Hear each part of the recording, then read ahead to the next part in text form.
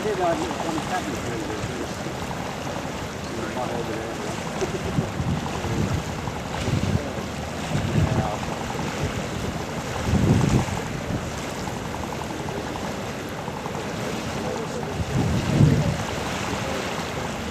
I've got more, not too more than that.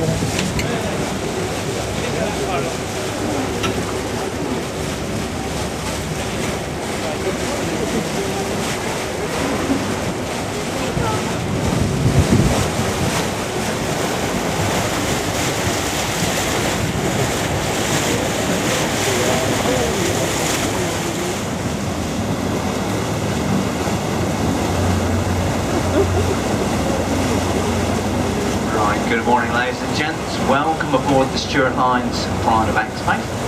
My name's Ian, I'm driving the boat for you today. Jake's doing all your teas and coffees, all your alcoholic drinks, snacks and lots of other bits and pieces. He'll come around very, very shortly to ask you what you require, save you making your way around the boat. If you do find it a bit chilly upstairs, you'll find it lovely and warm and comfortable on the lower deck of the boat. Toilets are on both decks, and in the event of an emergency, no need to panic. It is very shallow, as you'll see as we're going around, but we also have 300 life jackets and life rafts on board.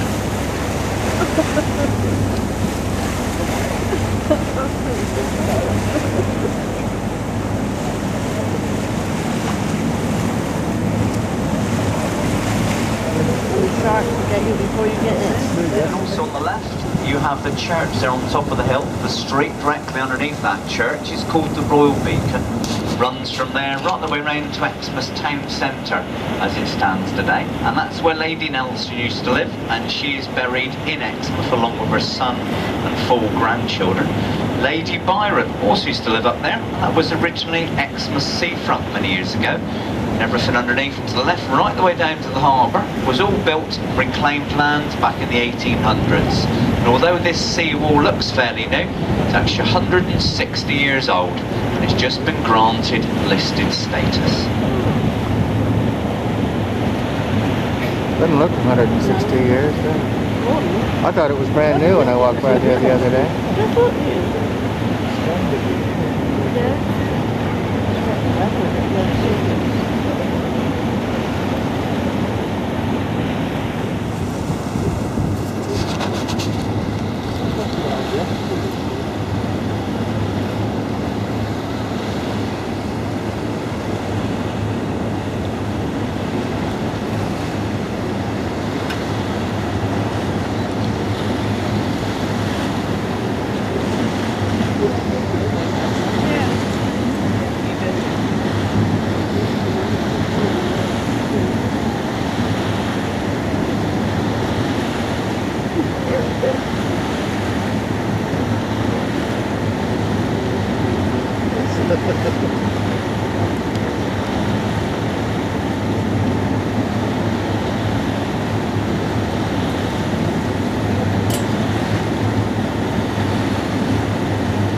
That's just been getting built now for the last 10 years. The ground floor has just opened up as a bowling alley, and the two upper floors are going to be a restaurant and conference facilities one day.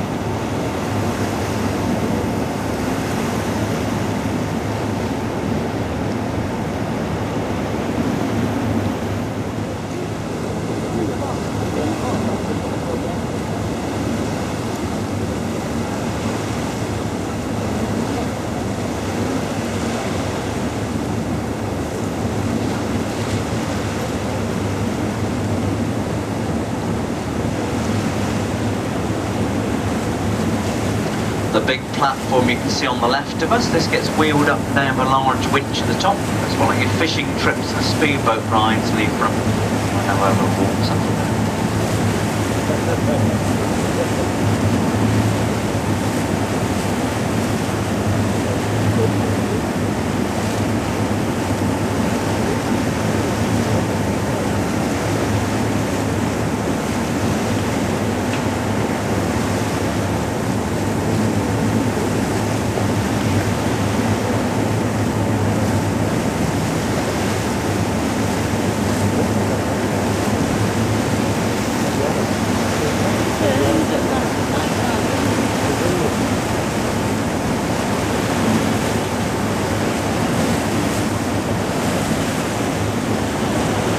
See where the waves are breaking here on the right hand side of us. This is a big sandbank, runs parallel with Exmouth Seafront, called the Toll Sands. It's only about a foot deep, the water there, and this is what protects the River Exe from any gales you might have. With this here you can never have any waves in the river at all. It's always nice and calm and sheltered. But if this is ever to disappear, the likes of Exeter, all the surrounding towns and villages will get flooded every time there's a big high tide.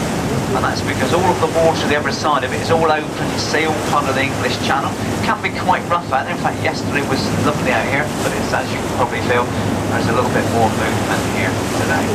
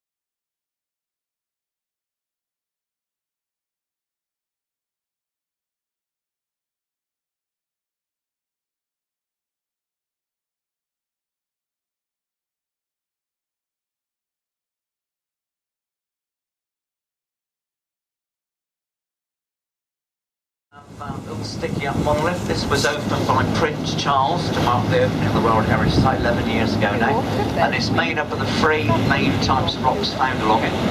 The Triassic rocks, which are the ones we have here at this end, these red sandstones, they are 250 million years old. It's like the one.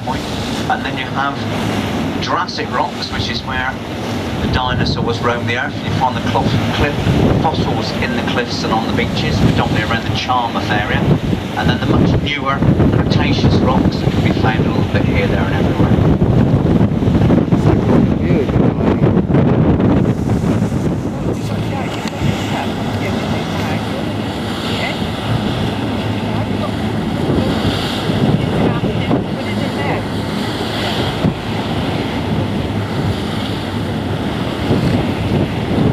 On the left-hand side of us, you have this large V here in the cliffs. This is on a fault line been caused by Earth movement some 20 million years ago. But it also shows the east-west tilt very, very well. And if you look at the line of rocks running through the cliffs, you can see they are much, much higher on the left-hand end, slowly tilting away to the right. And this is because about 100 million years ago, the whole country was tilted to the right and is still tilting today. Hence why you have much lower and newer cliffs on the east coast of the country and much older and higher cliffs on the west coast of the country.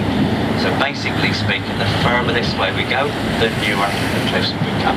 And we're hoping to get down as far as Ladra Bay today, waves permitting, and if we do so, it'll be go for about 25 million years of the Earth's history.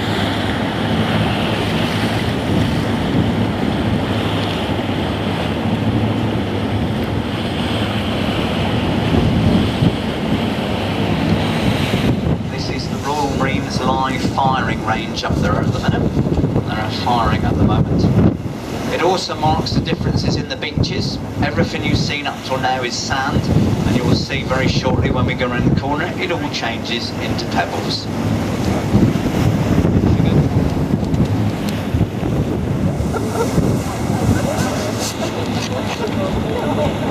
As we get in towards the headland, the blackbirds you will see on the top are cormorants and shags. And the birds you'll see on the face of the cliff, they are kittiwakes. Kittiwakes are a seabird. They come here every year this time of year just purely to have their babies. And then in about August they start making their way then back out to the sea again. This is the only kittiwake colony in the country that's actually growing in size due to very much the overfishing of sand eels elsewhere, because they don't overly fish from here.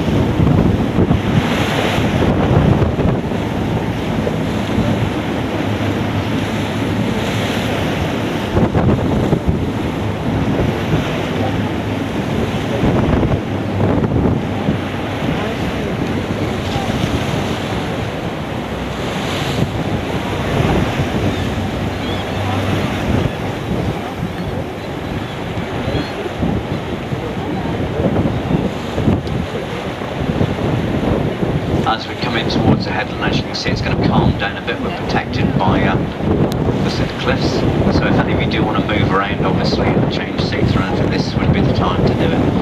So as you can talk through, there's a bit more here.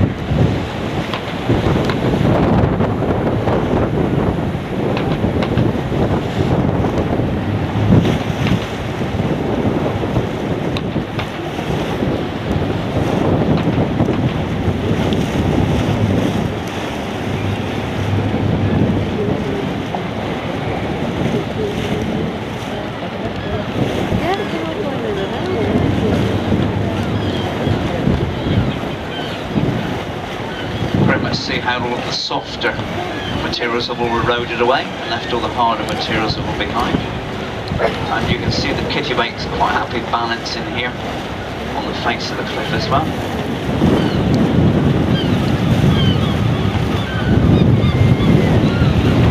Blackbirds right at the very top just above us at the minute, they are shags, adult breeding birds. You can see they have a crest on their head. The shags are slightly smaller than cormorants and tend to live a little bit more on the coast, whereas cormorants live more in the estuaries and rivers. And you can normally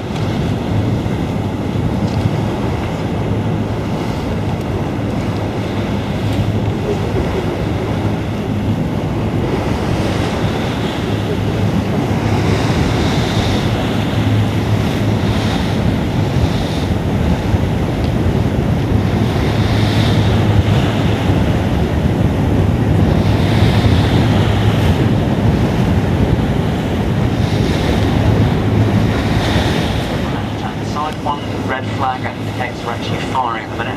I heard the bullets going not that long ago. And generally speaking, they then put a second flag up, and it's just gone up now that stops them firing. And they're normally pretty good. We've only ever had a couple of people shot on this trip.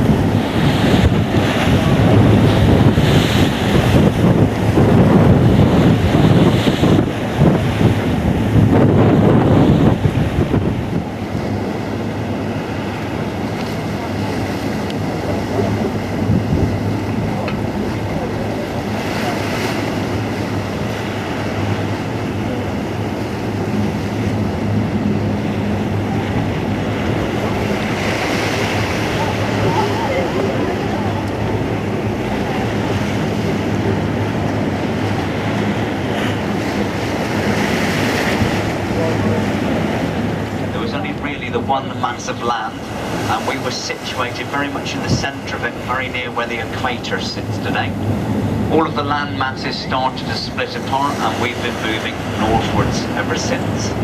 But all of the Jurassic rocks were actually formed on land above sea level, either as deserts that dried up, as we've just seen a minute ago, or as rivers dried up, which we'll be seeing very, very shortly. And as you can appreciate, they were very, very hot, dry areas.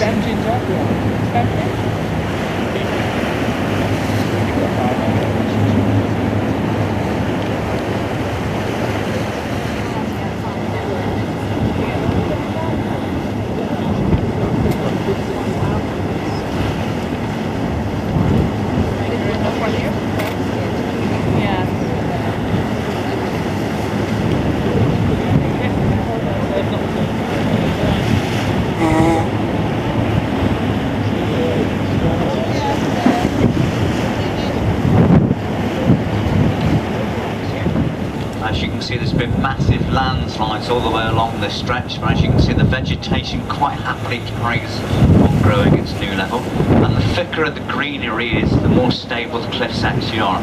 Where there is no greenery, the cliffs are very much sliding on a weekly or a daily basis.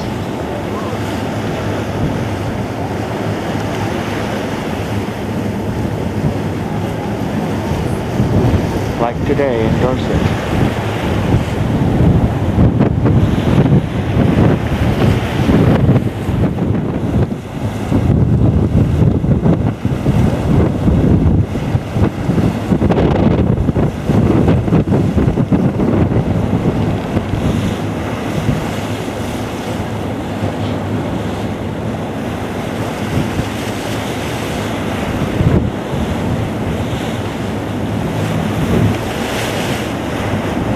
That'd be a nice private beach. I don't know how you get down to it, though. Stand on the top.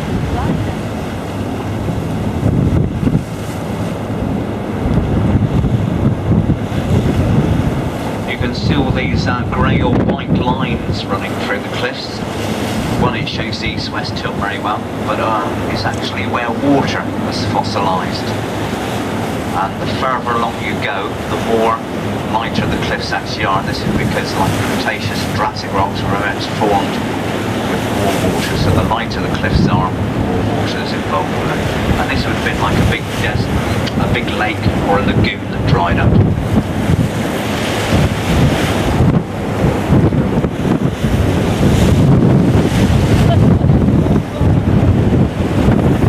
Rocking back and forth.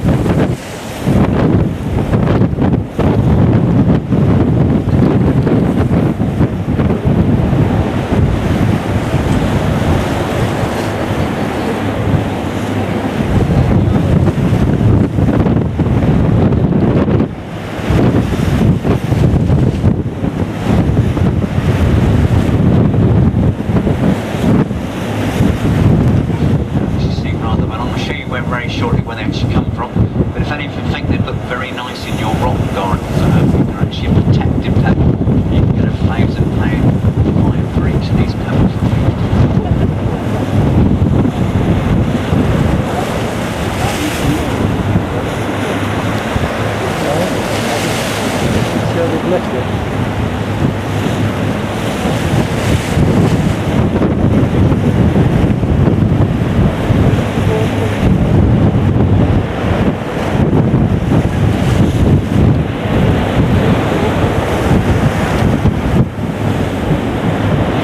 As I said earlier, the cliffs are getting newer and newer.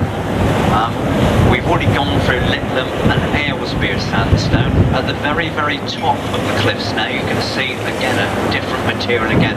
Very much see the pebbles in these cliffs, and these are actually called the Budleigh Salterton pebble beds. 240 million years ago, there was a massive river running through this area. Bearing in mind there was no Atlantic Ocean, we were joined to America and also to Europe. This river would have been about 10 miles wide, about a mile deep. Extremely fast flowing river to carry pebbles of this sort of size. The river then dried up and formed these cliffs you can see here today. And as you can see, the pebbles sit quite happily in the cliffs till eventually they're rowed out and fall onto the beach.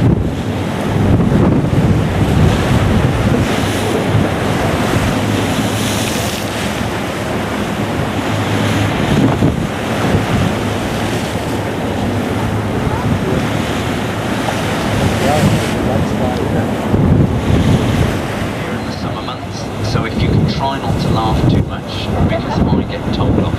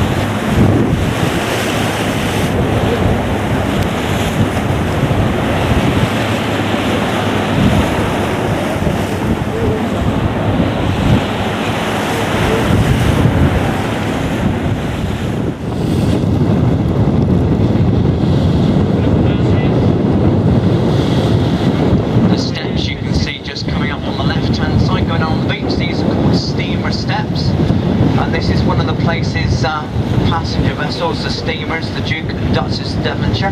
They used to pick up from Weymouth right the way down as far as Plymouth, picking up all the resorts in between. Right up to the time when the Duchess of Devonshire got stuck on Exmouth Seafront. Numerous attempts were made to try and salvage, all in vain, and that then put the end to the paddle steamers in this area. This is now the town of Budleigh Salterton here on the left of us. You can see some of the local fishing boats on the left. They roll them down the beach on pebbles, pull them back up again with winches at the top, and they predominantly fish for crabs and lobsters, and then the fish they try to catch are bass and mackerel. And when they go out, they then come back in there and sell them there on the beach.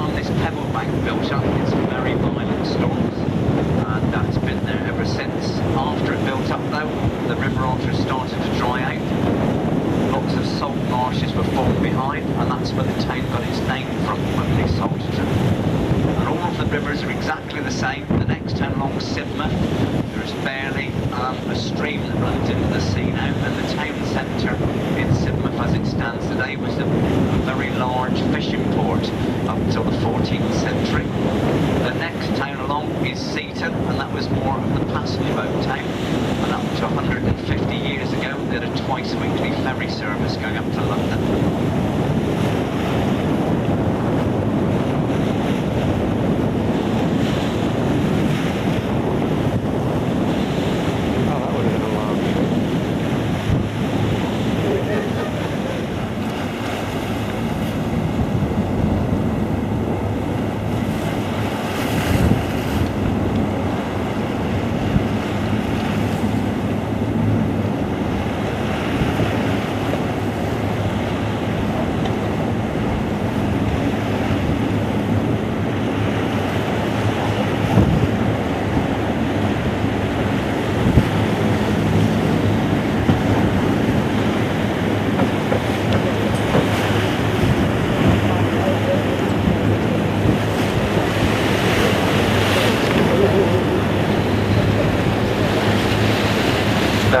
isolated stretch of coast from Budleigh down as far as Exmouth, which is the next town you can see directly in front of us.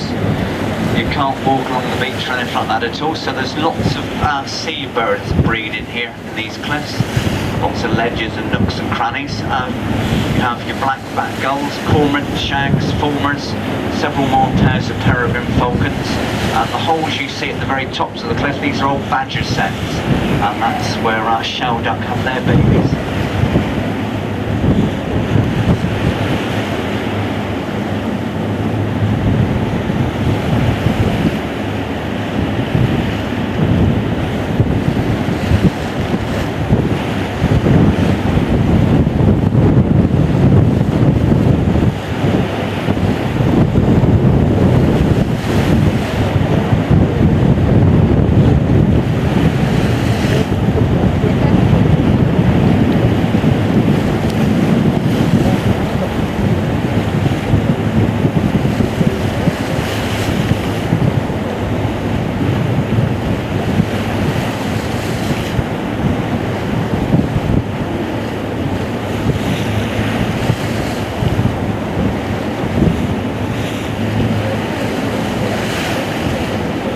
Exmouth. The distance. About 10 years ago now. It will take several hundred years for a weather back the same as the rest of the cliffs around it, but as you can see it's very much the same colour as the rest of the cliffs. If you had a landslide here yesterday, the cliff would be a totally different colour behind, and this is because these particular Triassic rocks have a very large quantity of iron ore in them, so it's only the very surface of the cliff that's this deep red colour because they're actually rusting.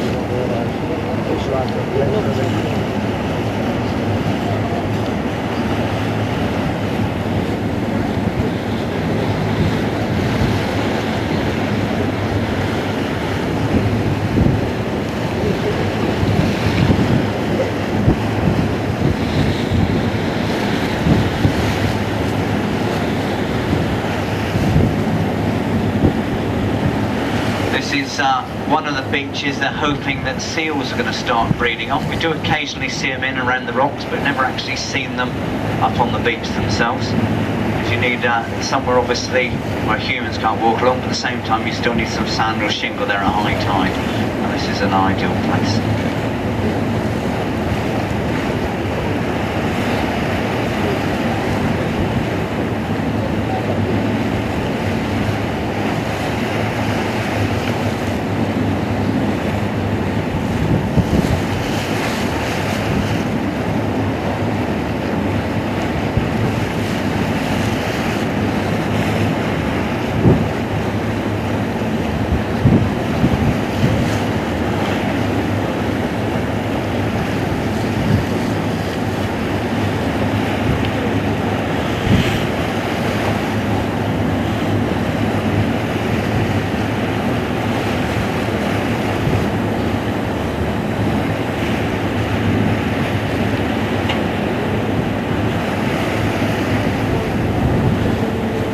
As you can probably imagine, an awful lot of smuggling went on in bygone days along this coastline. This headland just here on the left of us is actually called Brandy Head.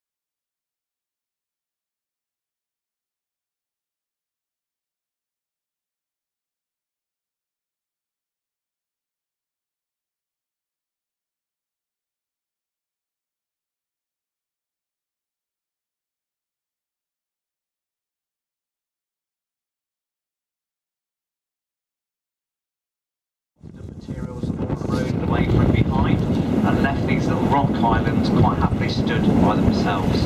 Obviously, eventually they'll also erode away and fall over, but as the existing cliffs you can see today start to erode back, you'll start to see the new sea stacks forming the new cliffs.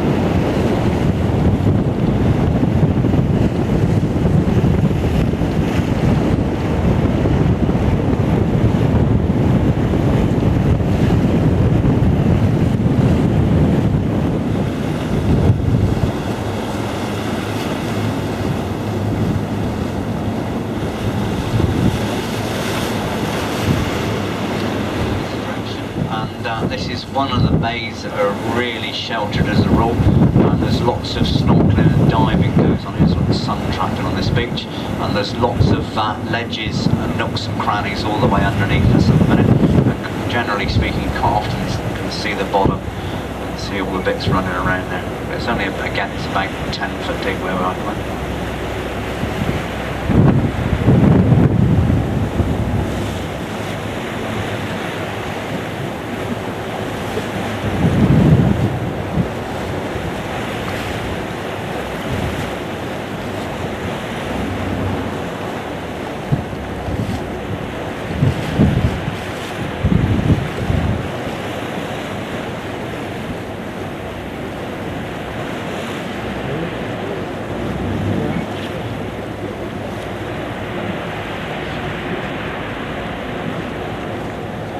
Really nice for taking photographs down, like I say, down in between these. We're getting fairly close, and you get a nice view to the right from here.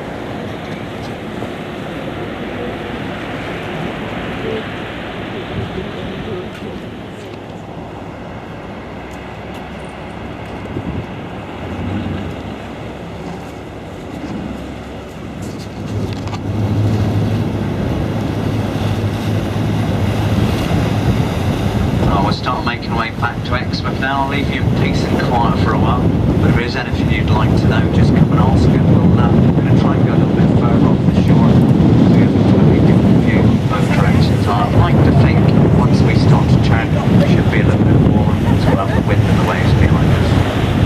Well, that's not always the case.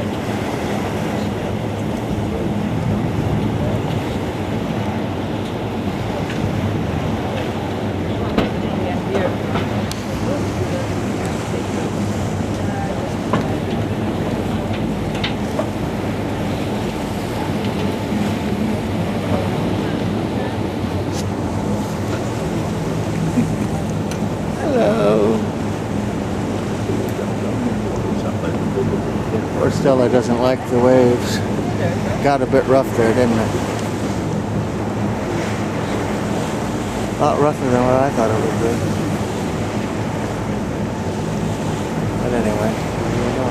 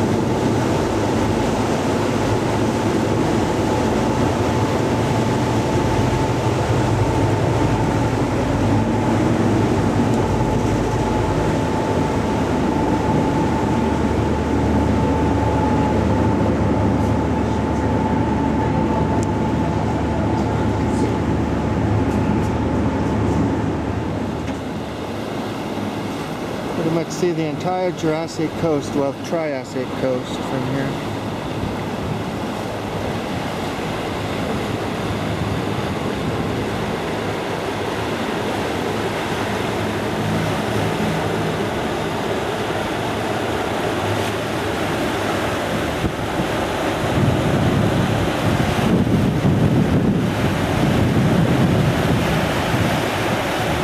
Starting at Exmouth.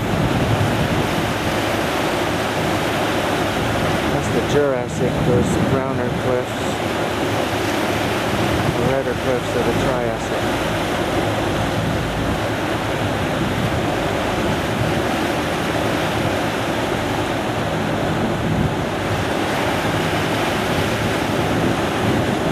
It's much rougher today than it normally is,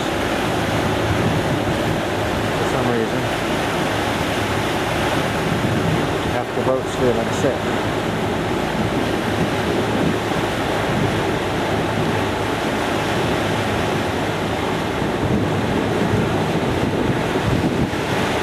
Budleigh Salterton.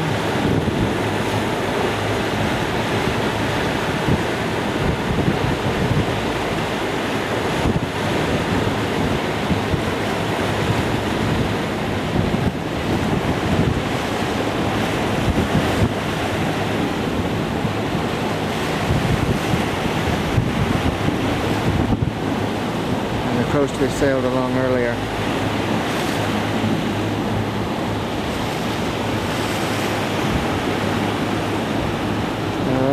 To Exmouth.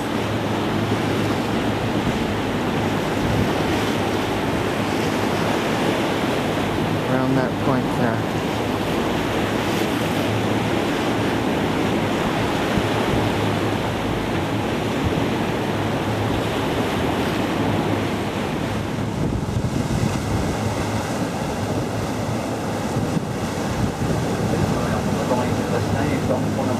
Safety buoys, this large yellow buoy, and there's another one a mile inside us.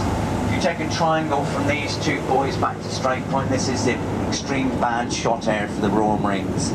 If they were to miss the targets and the big bank of earth behind, any straying bullets fall somewhere inside this triangle. So like I say, you're not actually laid in there when they're firing.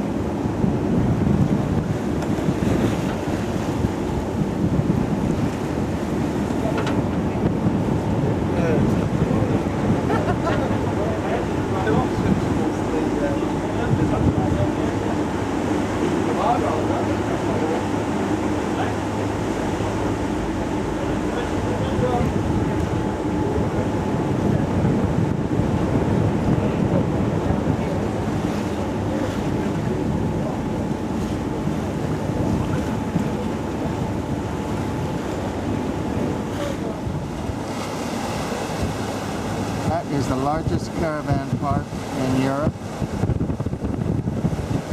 In the middle of the summer it can hold up to 18,000 people.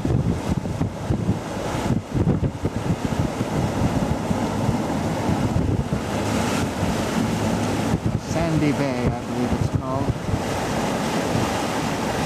Right next to the the Commando firing range. Must be nice.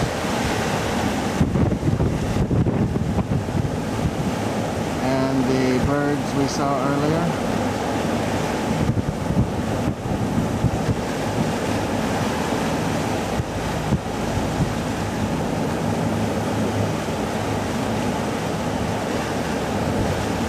Largest caravan park in all of Europe, not just Britain.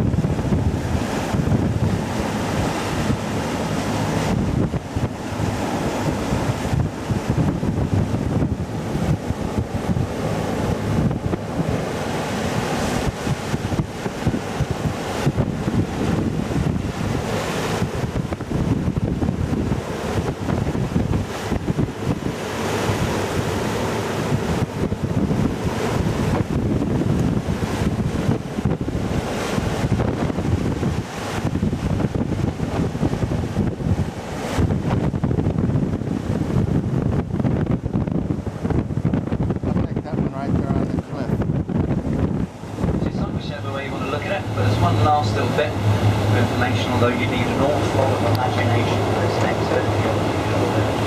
Directly in front of us you can see the Holden Hills and Dartmoor.